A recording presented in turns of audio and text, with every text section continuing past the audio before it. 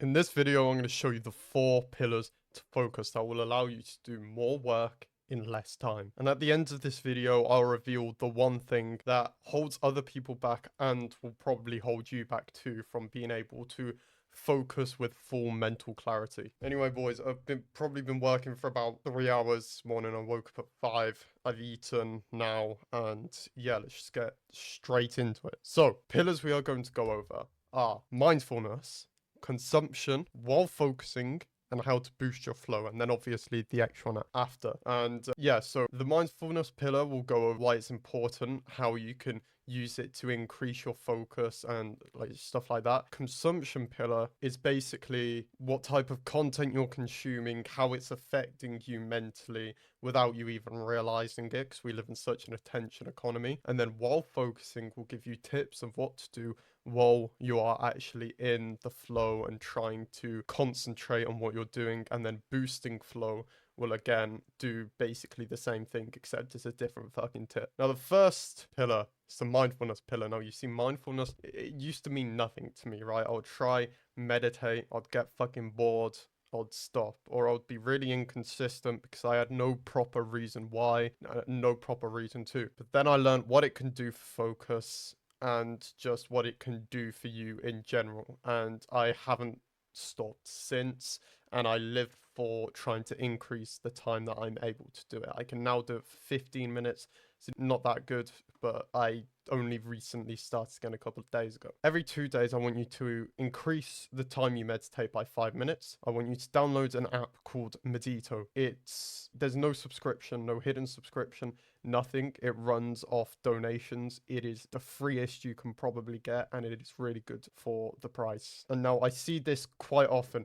Sometimes I see what people do is they'll talk about meditating, but then they'll sit there and they'll just do nothing. They'll let their mind run free. No, listen to what he's like, the guy in the guided meditation says. There's also a course on Medito where it kind of leads you through how to do it. The reason why you acknowledge thoughts and then go back to your breath is because that's exactly what you want to do when you're about to get into flow. If you get a thought that's maybe not about the work in front of you, you want to acknowledge it and then go straight back to focusing on your work. And then over time, your flow will be immeasurable because you've got no other thoughts in your mind, because your brain's just like given up and trying to show it to you because it knows you doesn't give a fuck, right? Okay, cool. Mindfulness pillar covered. Meditate. Do it in the morning, do it before you work, do it whenever. Consumption, right. I see this a lot. This is basically it cancels out whatever form of meditation you do. If you do meditation to kind of bring up your attention span, delete fucking TikTok, delete the short form platforms. I'm not gonna lie, I think everyone does it at this point where you re-download it for some reason, you'll go through it again. But just make sure you delete it again after. Get yourself back on track, right? Doesn't matter if you go off just a little bit. Just make sure you're staying on track and you're staying focused on what you're trying to do. This, again, it's holding you back a lot more than you can imagine. This frying your dopamine receptors, meaning you cannot enter a flowed state for a long period of time, and you won't be able to enjoy your work. Releases dopamine. However, it's dopamine that's hard to get than just scrolling on TikTok, right? So what happens is your brain looks for the easiest source of dopamine. So if you can eliminate TikTok, it will go to work. You'll become a holic, basically. And if that's what you want, perfect. Now, while focusing, this is really important. And I've missed out a couple points here, but I'll talk to you about it. You want to remove any and all distractions. It's not something that can be accessed right away. So as soon as something like your phone takes you out that focus, try redirect yourself straight away as well. Put your phone in the drawer, put it on airplane mode, and close any unneeded tabs or apps. Let me escape out of this quickly, right? This is just me logging into Google Slides. But the only apps I can see are the ones I need. I've got OBS for recording, Google Chrome, and then as soon as I close an app, so if I close Google quickly, as you can see, it disappears from the bar. So if I go back up to Google, you want to optimize everything. Don't allow anything to take you away from your unshakable focus. Now, for tips of getting into focus, what you're actually doing, stare at an individual pixel and try focus on that. Squint your eyes a bit, just try and narrow your vision as much as you can. just to make sure that all of the neurons in your brain are firing at this one work task that you're trying to get completed, right? It's just what you want to do. Cool. And now, final, boosting focus. Flow. Fuck. Before you start a flow, set a goal for the session, right? If you have something you're trying to complete, it will make you more determined to do so. And this is more meaningful thanks to Parkinson's law.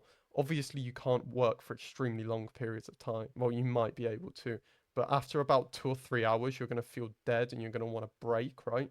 You want something to be achieved by the end of this 2 or 3 hours. For example, 20 long form scheduled tweets. I don't fucking know, something.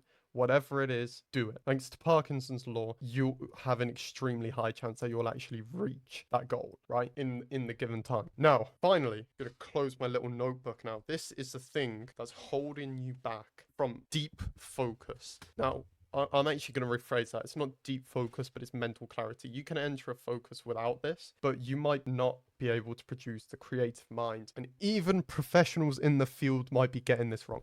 I'm being dead serious, okay? It's your diet. It's what you eat.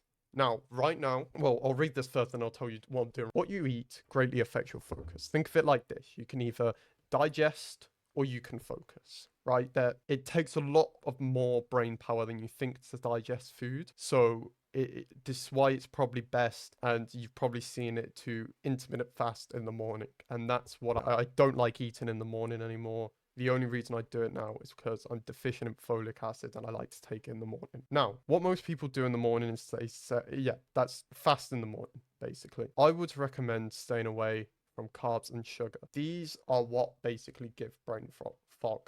These do not help you, okay? These take away. Now, this is an extremely straight and hard diet to follow. So what I am doing now personally is I'm trying to follow it all day.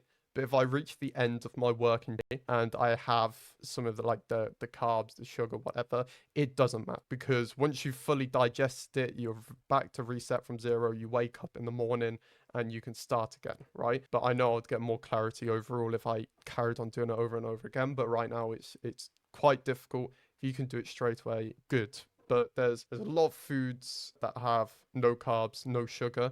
There's cheese, avocado, basically any form of meat. What else is there? There isn't actually that much, but it means you can be like constricting your diet. And over time, you'll see the effect. That's the final slide. But as I said, this is extremely difficult to follow. And if you just start your working day and just go through it and then, just eat normally what you would normally eat, you'll be completely fine. I think Charlie Morgan, he said he that's what he used to do. And then he would go and eat like his sweet potato or whatever. If you can try and stick to it, if there's one thing you should be able to do, it's stick to like dinners or whatever you have for your tea that have just like a couple ingredients. And what I mean by that is not ultra processed shit, right? For example, a 1 ingredient item is potato. All the stuff that contains nothing but itself. Meat, okay, well, it obviously contains its nutrients, but you know what I mean. It would just help you out a lot more. And sugary food, it obviously increases